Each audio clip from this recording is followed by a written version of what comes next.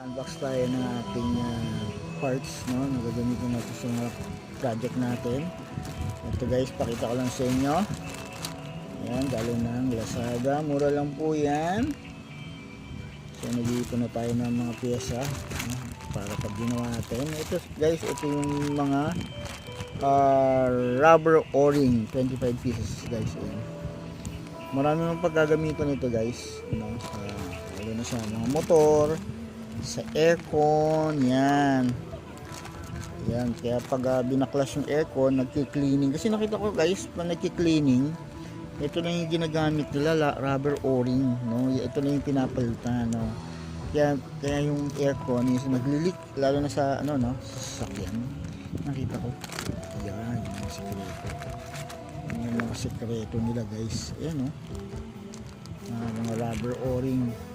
So meron na akong set, no. Ayan yung mga o-ring, iba-iba, oh. Ayan. Ayan, oh.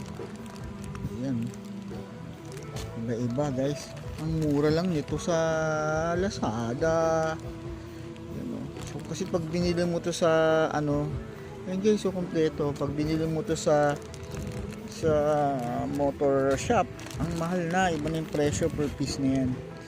Ngayon, pag bumili ka sa China, siyempre, ayan, makakabili ka ng tira-tira. So, yan siya guys, para makatipid, no? So, hanapin mo lang yung pag may pinalitan kang rubber o-ring, hanapin ko na lang dito. Yan, yung mga nabili ako, pati yung mga aluminum na, ano, na tawag dito. May tawag dun, nakalimutan ko na. Yan, ito yung mga parts na kailangan ko lang. So hindi nabibili, napakamahal na. Minsan ang presyo nito more than 5 or 10 pesos, minsan 20, ganun. Yan guys, so yan, nakatipid na naman tayo, nakabili tayo ng mga parts, no? Kaya pag naglinis tayo ng sasakyan, sa aircon, tatry natin. So meron na tayong parts. Alright guys, hanggang dito na lang.